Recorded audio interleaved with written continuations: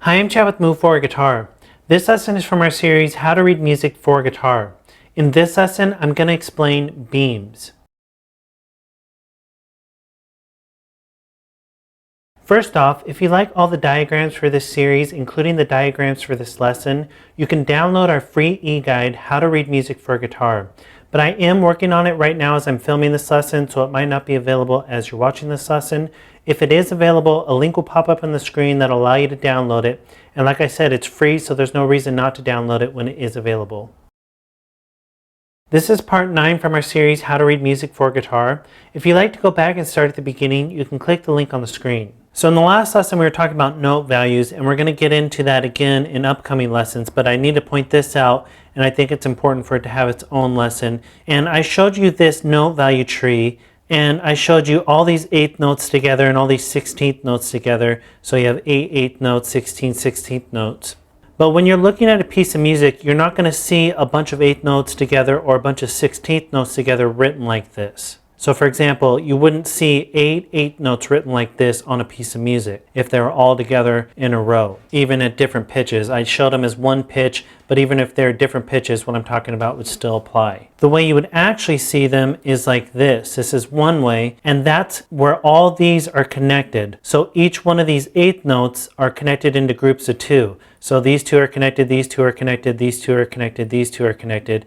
And then that's basically just like removing the flag, or you can think about it as lifting the flag up and connecting them. And that creates a beam. So these right here where these notes are attached is called a beam. And that just makes it a lot easier to read music. If you see a bunch of 8th notes scattered together, it's really hard to look at those and quickly visualize how many there are. But if you see them beamed together, it's really easy. And the way they beam together is important. You can't just beam them any location on the staff. But for now, just know that you beam them together and they can look like this. And another way they can look is like this. So 8th notes can actually be beamed together as 4s. And again, we're talking about common time, the common way you're going to see this. So now instead of just 2 together, 2 together, 2 together, 2 together, you have 2 sets of 4. So that's just taking these 2s and making them into 4s. And you're going to see it both ways. It just depends who wrote it. A lot of time in common time, people like to write it so that these represent quarter notes, which they would.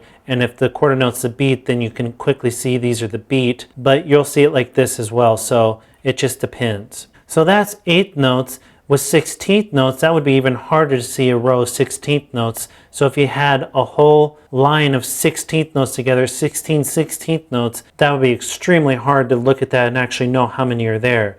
So the way you would see those are beamed into 4 different groups. So you would take 4 of these 16th notes and beam them together. So it's just like this. And the way you can differentiate a 16th note and an 8th note when they're beamed is that a 16th has 2 lines instead of just 1. So it's pretty easy to see quickly that this is a 16th note over an 8th note. And you will run across 16th notes that are beamed just in 2s, but it wouldn't be if there were this many together in a line like this. It would be if other note values were after it or before it, and etc. And you don't need to worry about that too much. Just know that they don't have to be beamed into 4s if they're not a whole bunch together like this. So as you can see, that's way easier to visualize how many 16th notes there are when they're beamed together than looking at a whole row of them. And when you get good at visualizing music and understanding, when you see something like that, that means there's 4 16th notes together.